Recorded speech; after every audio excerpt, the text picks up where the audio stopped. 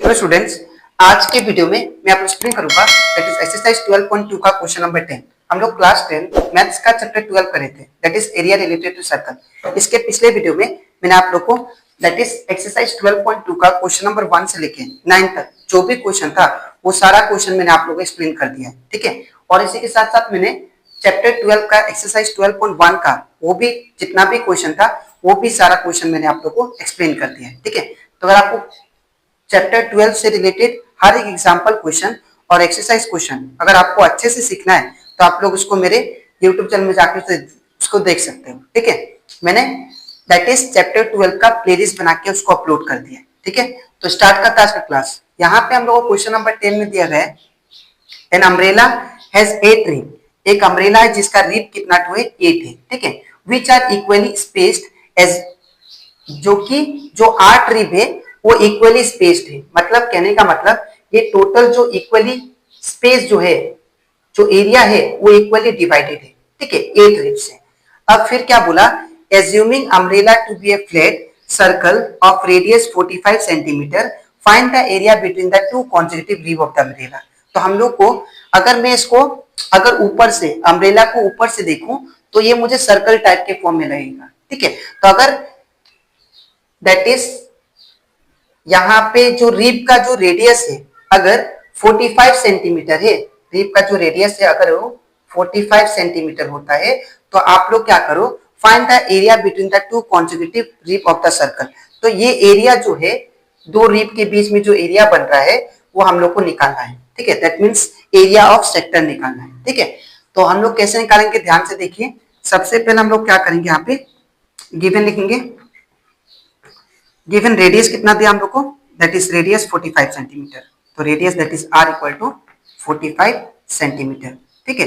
अब 45 सेंटीमीटर दिया तो है, उसके बाद हम लोग को खुद से एंगल निकालना पड़ेगा। टोटल नंबर ऑफ रिब कितना दिया, दैट इज 8। उसको लिख लेते हैं, total number of rib equal to कितना 8, ठीक है। तो यहाँ पे angle that is theta equal to कैसे आएगा, तो हम लोग जानते हैं जैसे मैंने लास्ट दैट इज क्वेश्चन में मैंने आप लोगों को कराया था वैसे हम लोग इसमें भी एंगल फाइंड करेंगे। तो सबसे पहले जो सर्कल में टोटल जो एंगल बनता है वो कितना होता है 360, तो उसको हम लोग ऊपर लिखेंगे 360। और total number of that is rib कितना दिया है 8, उससे डिवाइड कर देंगे, ठीक है। तो यहाँ पे कितना होगा 8 4 जा 32, ठीक है।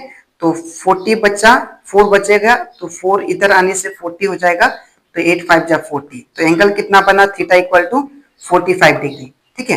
तो अब हम लोग निकालते हैं that is the area between the two consecutive rib of the umbrella. तो therefore the area between the two consecutive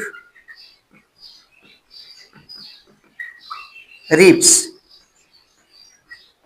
of the umbrella equal to क्या होगा theta by 360 degree into I R square. तो हम लोग area of sector का ही formula use करेंगे। तो यहाँ पे देखिए थीटा का वैल्यू कितना है, दैट इज 45। तो यहाँ पे 45 पुट करेंगे डिवाइडेड बाई 360 का 360, फिर इंटू पाई का वैल्यू कितना होता है 22/7 इंटू रेडियस कितना दिया है, तो रेडियस हम लोग को दैट इज 45 दिया है। तो 45 यहाँ पे कितना होगा, दैट इज 45 इंटू 45, ठीक है। तो अब इतना करने के बाद मैं यहाँ पे करता हूँ। तो यहाँ पे देखिए इसको अगर मैं 5 से कैंसिल करूं तो कितना होगा 5 9 जा 45, ठीक है। और 5 7 जा 35 और 5 2 जा 10। तो मेरे पास कितना आएगा, दैट इज 9/72, ठीक है। फिर इंटू कितना बचेगा 22/7, ठीक है। और इंटू फिर 45 इंटू 45, ठीक है। अब इसके बाद 9 8 जा 72 होता है हम लोग जानते हैं, ठीक है। और 2 यहाँ पे देखिए 2 4 जा 8 और 2 11 जा 22, ये कैंसिल हो गया। तो मेरे पास क्या बचेगा, दैट इज 11 इंटू 45 इंटू 45, ठीक है। ऊपर 11 इंटू 45 इंटू 45 और नीचे क्या बचेगा 7 इंटू 4 दैट इज 28, ठीक है।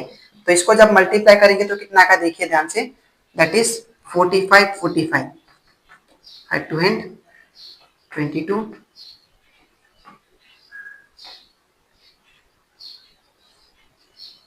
तो 5 2025।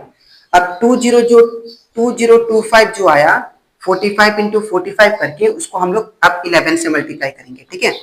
तो 5202, फिर 5202, तो ये कितना आएगा 57222। तो यहाँ पे कितना आ गया, दैट इज 22275, और नीचे कितना 28, ठीक है। तो अब यहाँ पे सेंटीमीटर में दिया है तो यहाँ पे क्या लिखेंगे, सेंटीमीटर का स्क्वायर। तो दैट मीन्स दो रिब के बीच में जो एरिया है वो कितना है, 22275/28, ठीक है। तो आई होप आपको दैट इज एक्सरसाइज 12.2 का question number that is 10B आपको अच्छे से क्लियर हो गया होगा, ठीक है। तो आपको लिखना कैसे मैं बता देता हूँ। सबसे पहले ये पार्ट और इसके नीचे आपको ये लिखना है, ठीक है। तो अब इसके नेक्स्ट वीडियो में मैं आप लोगों को एक्सप्लेन करूंगा एक्सरसाइज 12.2 का क्वेश्चन नंबर 11, ठीक है। तो आज के लिए इतना ही, मिलते हैं नेक्स्ट वीडियो में। Thank you.